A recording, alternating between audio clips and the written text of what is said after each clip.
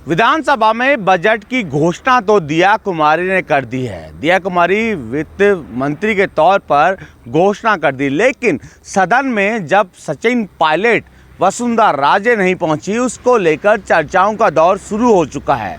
क्योंकि सचिन पायलट वो चेहरा है, वसुंधरा राजे वो चेहरा है जो आम जनता को साधने की कोशिश करते हैं। लेकिन जिस तरह सदन में वसुंधरा राजे नहीं पहुंची और सचिन पायलट नहीं पहुंचे, उसके बाद पार्टी कार्यालयों से लेकर अलग अलग आम जनता के तौर पर यूँ कहें कि आम जनता भी चर्चा करने में लगी, आखिर क्या वजह है जो सचिन पायलट और वसुंधरा राजे नहीं पहुंचे।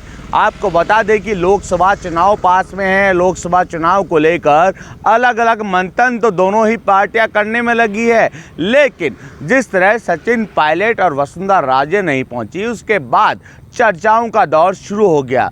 चर्चा होना भी लाजमी है, क्योंकि ये वो बड़े चेहरे हैं जो आम जनता को साधने में माहिर रहते हैं, भीड़ जुटाने में माहिर रहते हैं। लेकिन जिस तरह सचिन पायलट और वसुंधरा राजे सदन में नहीं पहुंचे बजट सत्र के दौरान, उसके बाद चर्चाओं का दौर शुरू हो गया। और चर्चाओं का दौर शुरू होना लाजमी भी है, क्योंकि सचिन पायलट और वसुंधरा राजे वो शख्सियत हैं, वो चेहरे हैं जो भीड़ जुटाने में माहिर रहते हैं।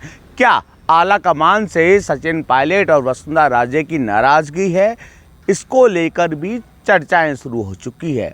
हम आपको बता दें कि लोकसभा चुनावों को लेकर अप्रैल में आचार संहिता भी लग सकती है।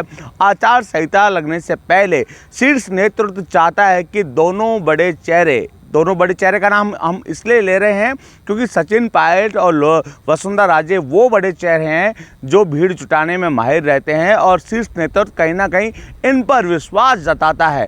क्या शीर्ष नेतृत्व इन पर विश्वास जताएगा कि नहीं जताएगा, इसको लेकर तो पहले से ही संशय बरकरार है। विधानसभा चुनाव के दौरान भी हमने देखा था कि बीजेपी के शीर्ष नेतृत्व ने वसुंधरा राजे को साइडलाइन कर दिया था, लेकिन कांग्रेस ने सचिन पायलट को सीडब्ल्यूसी का सदस्य बना दिया था। और सीडब्ल्यूसी के सदस्य बनाने के बाद सचिन पायलट पुरजोर तरीके से मैदान में उतरे थे। टोंक में जनसभा करी, उसके बाद ब्यावर में जनसभा करी।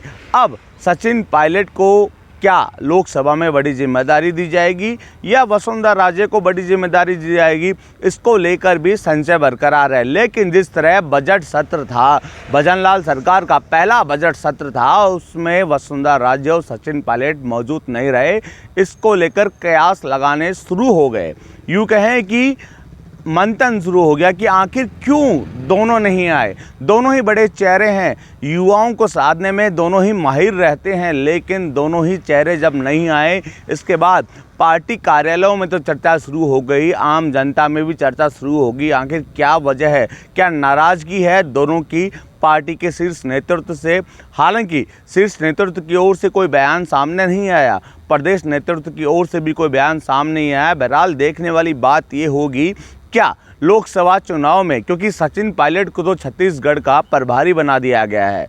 वसुंधरा राजे की अगर बात करें, वसुंधरा राजे को लेकर आला कमान यूँ कहें कि प्रदेश नेतृत्व अलग अलग बयान देता है, लेकिन क्या वसुंधरा राजे को जिम्मेदारी दी जाएगी या नहीं दी जाएगी, इसको लेकर भी संशय बरकरार है। लोकसभा चुनाव पास में आ चुके हैं, दोनों ही प्रमुख पार्टियां अपने स्तर पर मंथन करने में लगी है और दोनों ही पार्टियां पदाधिकारियों को जिम्मेदारी देने में लगी है। बहरहाल देखने वाली बात ये होगी, क्या वसुंधरा राजे को, सचिन पायलट को कोई जिम्मेदारी दी जाएगी, क्योंकि जिस तरह बजट सत्र के दौरान दोनों ही उपस्थित नहीं हुए, इसको लेकर चर्चाओं का दौर शुरू हो गया।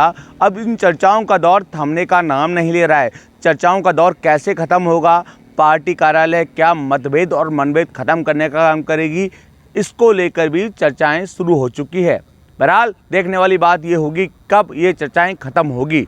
वसंत पांडे, TV9 जयपुर।